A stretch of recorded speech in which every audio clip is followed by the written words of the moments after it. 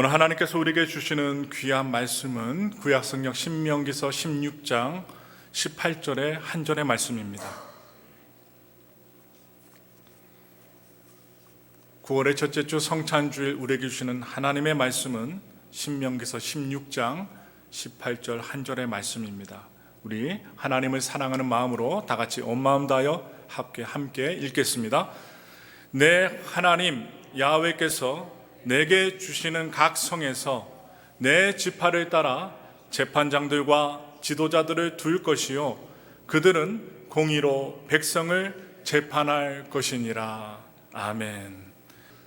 오늘 저는 여러분과 함께 읽은 신명기서 16장 18절의 이 말씀을 통해서 예수님을 통해 성취된 나라라는 제목으로 은혜 말씀 나누겠습니다. 이스라엘 백성들 광야 생활을 너무나도 많이 했죠. 우리의 삶도 광야가 끝이 나지 않습니다. 광야 같은 삶이 매일마다 반복됩니다. 그런데 오늘의 본문을 살펴보시면 이스라엘 백성들의 광야의 시간이 거의 다 끝나가고 있습니다. 이제 요단강을 건너게 되면 바로 새로운 현실, 하나님이 약속하신 가나안 땅, 그 땅이 기다리고 있습니다. 이스라엘 백성들은 이제 더 이상 노예가 아니라 공동체 생활을 하며 나라를 세워야 하는 지경에 이르렀습니다. 그들을 인도했던 훌륭한 지도자 모세는 더 이상 그들과 함께 할 수 없었기에 그들에겐 새로운 두려움과 긴장감이 맴돌게 되었습니다. 이러한 때의 새로운 나라, 그들의 공동체를 누가 다스리게 될까요? 하나님은 이 오늘의 신명기의 말씀을 통하여 새로운 국가적 통치가 어떻게 이루어져야 할지를 말씀해 주십니다. 하나님이 축복하신 땅 가나안에서 새로 시작되는 나라는 세상 나라와 같지 않습니다. 당시 세상의 나라는 황제가 신처럼 군림하는 세상이었고 나라였습니다. 그런데 이스라엘 백성들이 가나안 땅에서 이루고 만들어가고 세워나가야 하는 그 나라는 바로 하나님의 통치가 이루어지고 다스려지는 하나님의 나라였습니다. 바로 이 땅에 하나님의 나라를 세워가는 것, 그것은 지금 우리들의 삶에도 매우 중요한 내용입니다. 내가 왕이 되고 내가 주인이 돼서 살아가느냐, 아니면 하나님이 우리의 주인이 되어 살아가느냐, 그것에 따라 우리의 삶은 의미가 있어지고 또한 의미가 없어지게 됩니다. 오늘의 말씀을 통해 하나님은 우리의 삶에 어떠한 나라를 세워가기 원하시는지 예수님을 통하여, 말씀을 통하여 은혜 나누기 원합니다. 다시 한번 본문을 보겠습니다. 신명기 16장 18절 말씀 함께 읽겠습니다. 내 하나님 야훼께서 내게 주시는 각 성에서 내 지파를 따라 재판장들과 지도자들을 둘 것이요 그들은 공의로 백성을 재판할 것이니라. 모세가 지도자로서 세워져서 이스라엘을 다스리는데 정치, 사법, 이 종교의 모든 면에서 지도자였던 그 모습을 보였는데 그 시대가 이제 끝이 납니다. 이제 이스라엘이라는 나라는 다른 형태의 리더십이 필요했습니다. 바로 오늘의 말씀에는 이스라엘이라는 나라를 이끌어가는 4개의 직분, 4개의 리더십이 나옵니다. 그것은 재판장, 왕, 제사장, 선지자의 모습으로 나타납니다. 바로 어떠한 직분이 다른 직분에 비해 우월하거나 아니면 열등하지 않습니다. 이 직분들은 모두 하나님의 말씀인 토라의 권위와 그 감독 아래 놓여 있었고 이스라엘 백성들은 행할 수밖에 없었습니다. 먼저 우리는 이 재판장에 대해 살펴봅니다. 우리 다 함께 신명기서 16장 18절 19절의 말씀을 힘차게 읽겠습니다. 내 하나님 야훼께서 내게 주시는 각 성에서 내 지파를 따라 재판장들과 지도자들을 둘 것이요 그들은 공의로 백성을 재판할 것이니라. 너는 재판을 굳게 하지 말며 사람을 외모로 보지 말며 또 뇌물을 받지 말라. 뇌물은 지혜자의 눈을 어둡게 하고 의인의 말을 굽게 하느니라. 아멘. 지금 재판장의 판단의 기준은 자기 자신이 아닙니다. 그의 판단 기준은 오직 하나님이어야 합니다. 하나님. 그랬을 때 공의가 이루어집니다. 이 공의를 방해하는 것 바로 뇌물이었습니다. 뇌물. 이 뇌물은 재판장이 가장 받고 싶은 것입니다. 재판장이 자신이 받고 싶은 것을 근거로 재판을 할 때 거기서 공의가 아니라 불의가 나오게 됩니다.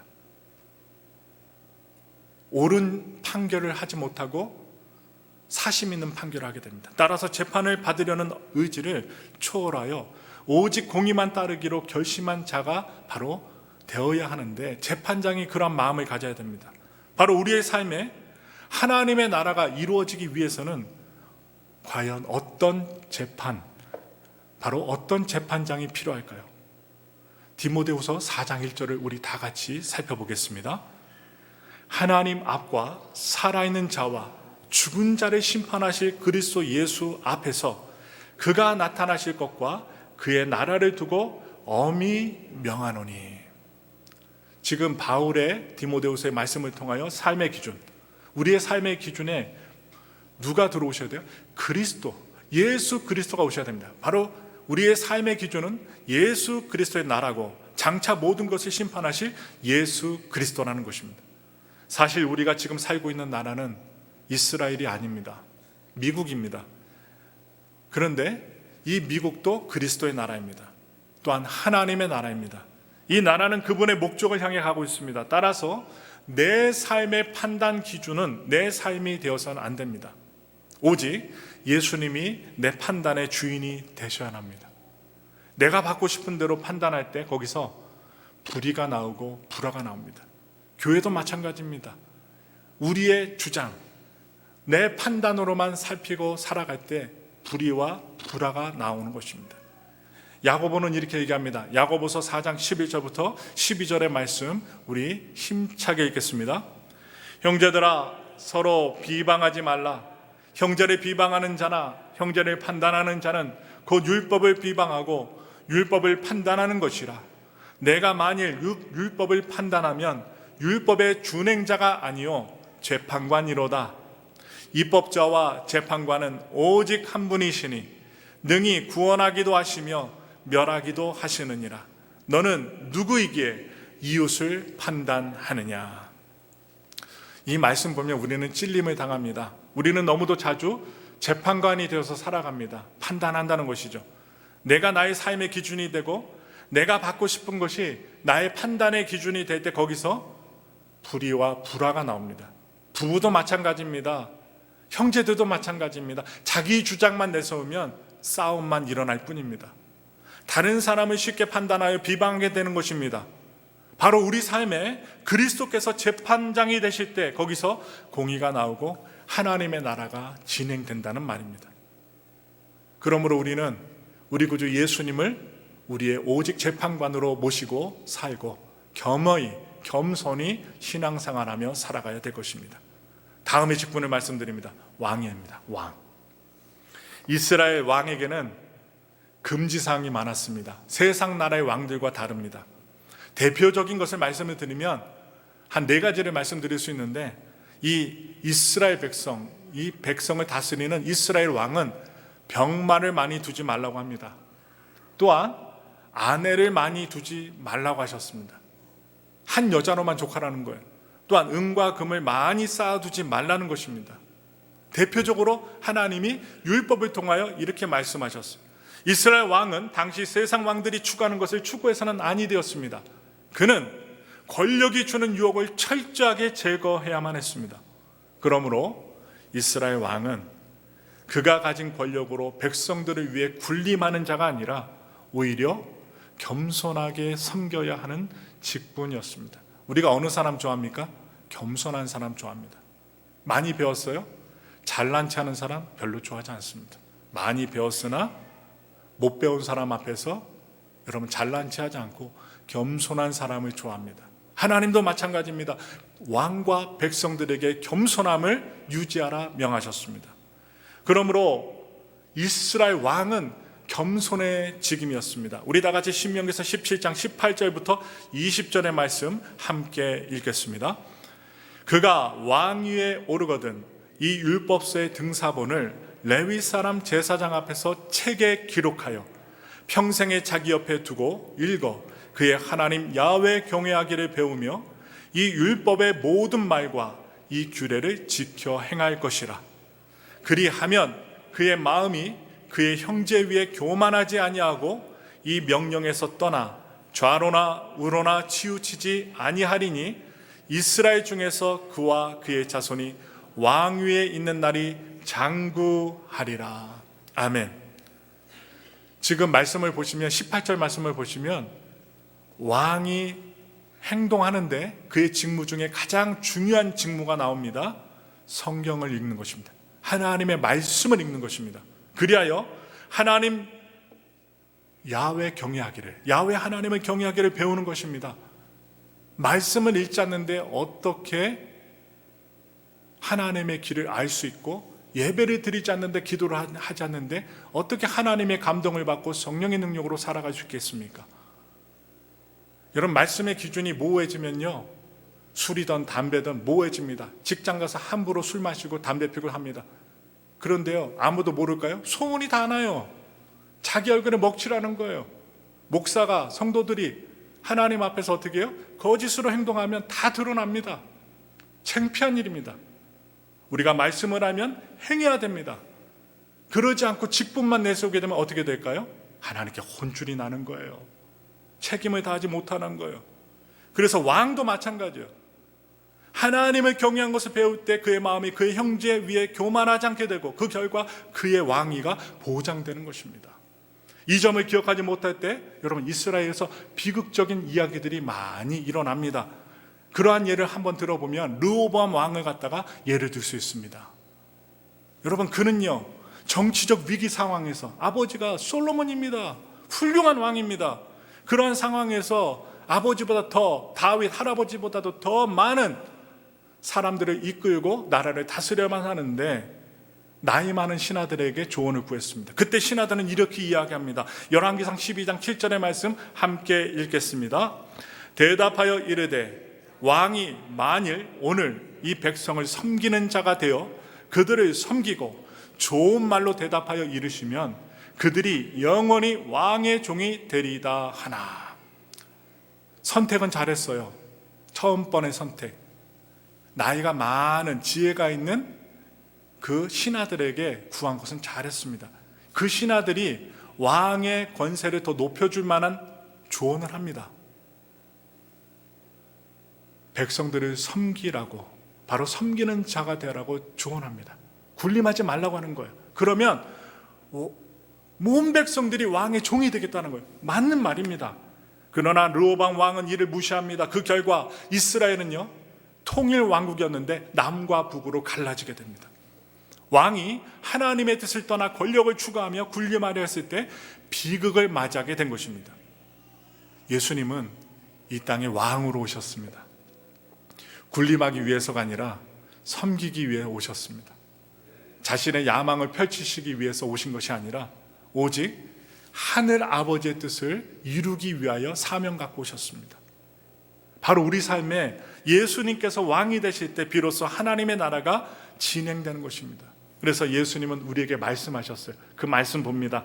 마태복음 20장 25절부터 28절의 말씀입니다.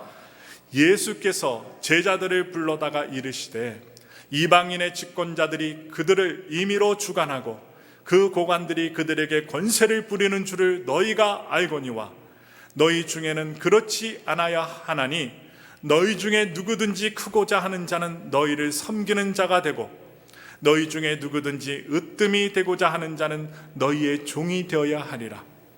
인자가 온 것은 섬김을 받으려 함이 아니라 도리어 섬기려 하고 자기 목숨을 많은 사람의 대속물로 주려 함이니라.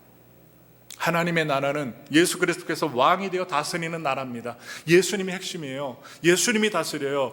예수님은 자신의 권력으로 오히려 사람들을 섬기시고 여러분과 저와 같이 못난 사람도 섬겨주셨습니다. 오직 하나님의 말씀과 뜻을 구하시며 이 땅에 하나님의 뜻이 이루어지기 위하여 사셨던 가장 궁극적이고 이상적인 왕이 되셨습니다. 바로 예수님이에요. 이 왕이 우리의 삶을 다스려야 하나님의 나라가 이루어진다는 사실입니다. 그 예수님을 오늘 우리가 주목하길 원합니다. 닮기를 원합니다. 다음으로 살펴볼 직분이 있습니다. 제사장입니다.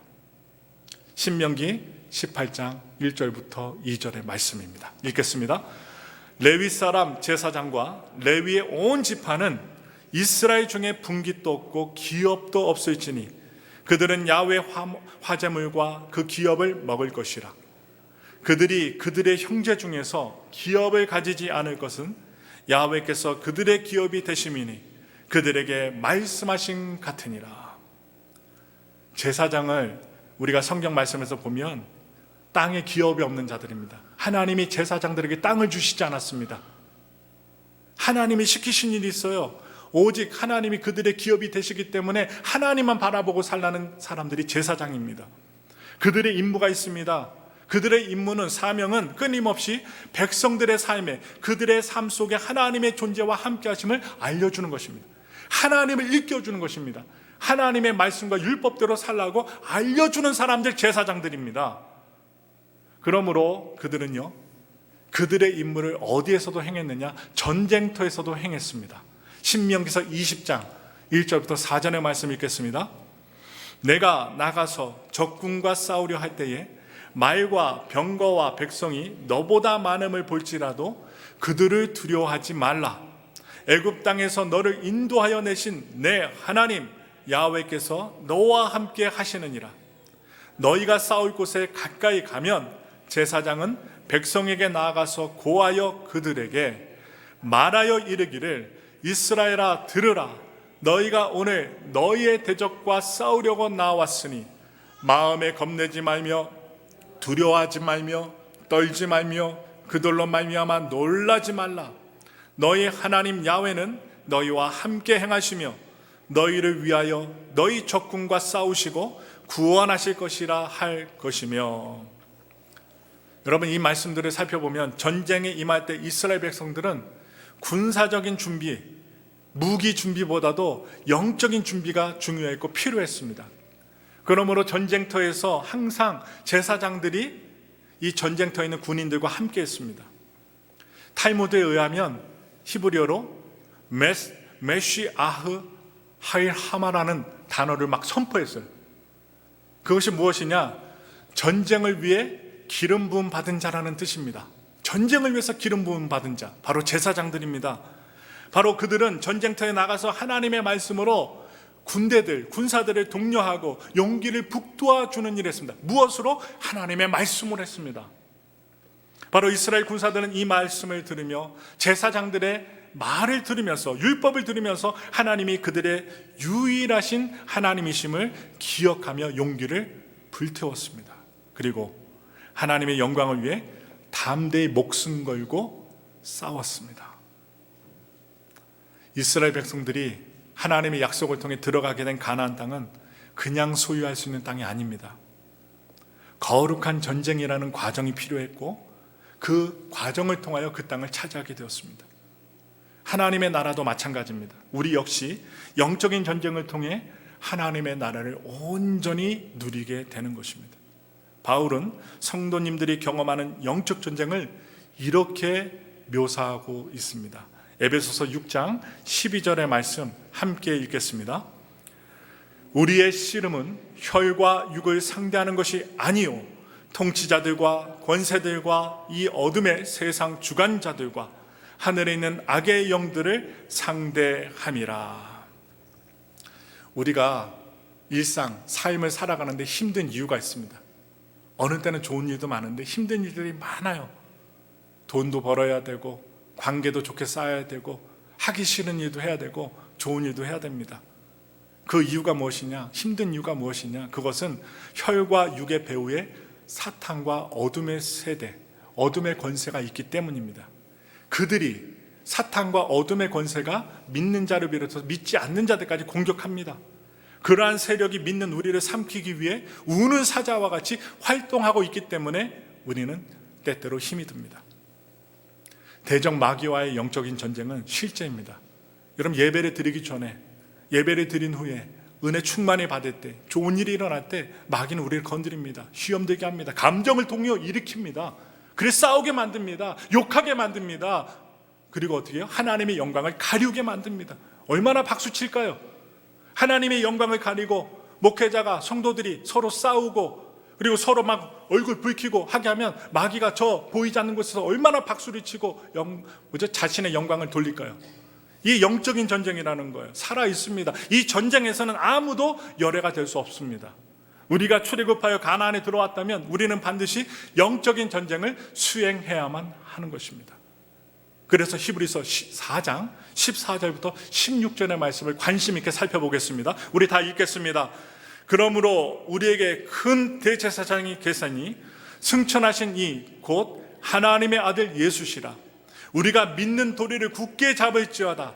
우리에게 있는 대제사장은 우리의 연약함을 동정하지 못하실 리가 아니요 모든 일에 우리와 똑같이 시험을 받으신 이로되 죄는 없으시니라.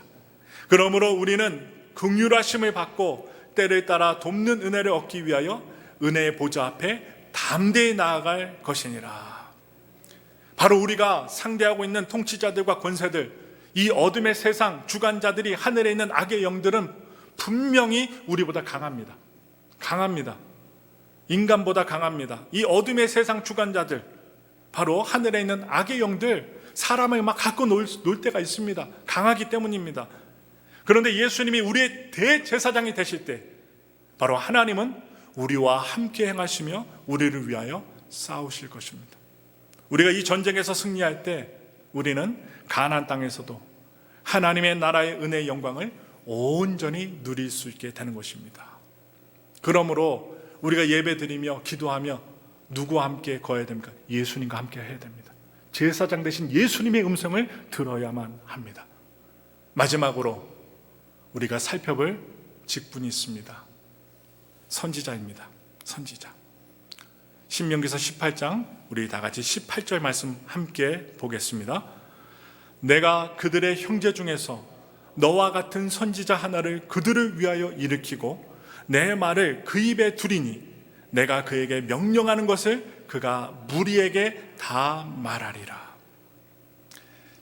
구약시대 성경 말씀을 우리가 통독하고 읽어보면 선지자는 왕을 견지하는 직분입니다. 왕에게 조언도 합니다. 왕에게 하나님의 쓴소리까지 합니다. 그들은 권력의 부패를 비판하고 이스라엘 백성들의 삶에 하나님의 공의와 정의가 회복되기를 촉구하는 직분자들이었습니다. 그런데 베드로는 모세가 예언한 선지자에 대해 이렇게 구체적으로 이야기합니다. 사도행전 3장 20절부터 23절의 말씀 함께 읽겠습니다. 또 주께서 너희를 위하여 예정하신 그리스도 곧 예수를 보내시리니 하나님이 영원 전부터 거룩한 선지자들의 입을 통하여 말씀하신 바 만물을 회복하실 때까지는 하늘이 마땅히 그를 받아두리라. 모세가 말하되 주 하나님이 너희를 위하여 너희 형제 가운데서 나 같은 선지자 하나를 세울 것이니 너희가 무엇이든지 그의 모든 말을 들을 것이라. 누구든지 그 선지자의 말을 듣지 아니하는 자는 백성 중에서 멸망받으리라 하였고. 지금 모세 예언이 사도행전에 나옵니다. 모세가 예언했던 그 선지자가 바로 예수 그리스도라는 거예요. 예수님은 이 땅에 오셔서 종교 지도자들의, 권력자들의 부패를 비판하셨습니다. 다 권세와 돈과 관련되어 있어요. 그래서 예수님께서 기적을 행하십니다. 오병이에게 기적을 행하셨을 때 당시 사람들은 수군거리며 이야기합니다. 요한복음 6장 14절의 말씀 함께 읽겠습니다. 그 사람들이 예수께서 행하신 이 표적을 보고 말하되 이는 참으로 세상에 오실 그 선지자라 하더라. 예수님이 이 땅에 오셔서 하신 사역은요, 하나님만이 하실 수 있는 것이었습니다. 신만이 내릴 수 있는 표적과 기적을 행하셨어요. 그러했기에 유대인들은 예수님을 모세가 예언했던 그 선지자로 믿었던 것입니다. 이 사람이, 이분이 메시아처럼 보이는데 우리의 왕이 되면 우리는 굶어 죽을 일이 없겠구나. 이 5,000명 이상을 먹이고도 남음이 없는 기적을 행하셨는데 따라야 되겠구나. 선지자로 믿었습니다. 그런데 선지자의 삶은 하나님의 말씀만 전하는 삶입니다. 거기에 타협이 없어요. 그들은 하나님의 말씀을 죽을 때까지 전하는 삶을 삽니다. 이런 선지자의 음성을 들어야 우리의 삶이 망하는 길로 가지 않게 됩니다. 학교를 다닐 때 우리가 선생님의 말씀을 들어야지 학교 생활 잘할 수 있었듯이 우리는요, 우리의 삶의 선지자 되신 예수님의 말씀을 잘 따르며 살아야만 합니다. 이러한 선지자의 음성을 따라야 우리의 삶에 하나님의 나라가 임하는 것입니다. 그래서 예수님은 우리에게 계속 말씀하셨어요. 말씀 안에 거하라, 말씀을 의지하라, 말씀을 믿어라.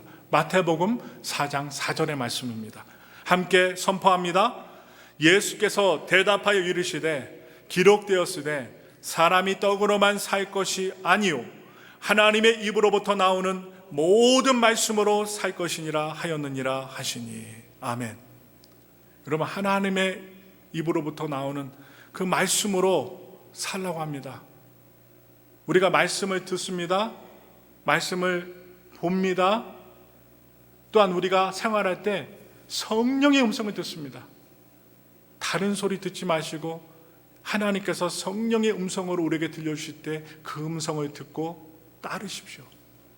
그러면 패배가 없습니다. 망하는 길에서 승리하는 길, 성공하는 길로 우리를 이끄십니다. 그런데 마귀는요, 어찌하든 우리가 삶의 문제, 경제적인 문제만 집중하게 합니다. 돈 문제만 집중하게 만듭니다. 그러나 선지자의 삶은 하나님의 말씀이 우리 삶에 회복되는 것에 집중하는 것입니다. 하나님은 우리가 먼저 영적으로 회복되기를 원하고 또한 세상의 것을 다스리게끔 지혜를 주십니다. 그리하여 하나님의 자녀들이 승리하고 감사하고 감격하며 살기를 하나님은 원하시는데, 마귀는 하나님의 자녀들이 멸망하기를 바라고 영원한 생명에서 이탈하기를 바란다는 것입니다. 가나안 땅에 들어간 이스라엘이 나라로 온전히 세워지기 위하여 재판장 그리고 지도자가 필요했습니다. 여러분, 지도자는 필요합니다. 가정에서도 남편이 지도자가 되어야 됩니다. 올바른 지도자. 교회에서도 목사가 올바른 지도자가 되어야 됩니다. 재직들이 올바른 지도자가 되어야 됩니다. 대학교에서는 교수들이 올바른 지도자가 되어야 합니다. 학생회장과 대표들이 올바른 지도자가 되어야만 합니다. 그런 것처럼 우리의 삶에도 하나님의 나라가 온전히 세워지기 위하여 재판관과 지도자가 세워져야 하는데, 그것을 위해 먼저 내 생각, 내 판단, 내 가치가 주인되었던 나라가 끝나야 합니다. 내려놓아야만 합니다. 나의 왕국이 무너져야 하나님의 나라가 건설되기 때문입니다. 우리가 마지막으로 예수님께 집중하기 원합니다. 이 네 가지 직분을 다 가지신 예수님, 그 예수님은 우리의 삶에 광야가 끝나고 진정한 하나님의 나라가 시작되게 하신 우리의 재판장, 우리의 왕이요, 우리의 대제사장이며 우리의 선지자가 되십니다. 하나님의 나라는 예수님이 오시면서 이 땅 위에 본격적으로 시작되었고, 그분이 다시 오실 때 온전히 완성이 될 것입니다. 여러분, 미래가 안전한 사람 아무도 없어요. 그런데 미래가 안전한 사람은 지금 세상에서 군림하는 왕이요, 대통령이요, 정치인이요, 지도자가 아니라 하나님의 나라를 살아가는 자들입니다. 바라기는 예수 그리스도를 통해 우리 삶 속에 하나님의 나라와 그분의 통치가 온전히 이루어지기를 정말로 예수님의 이름으로 축원합니다.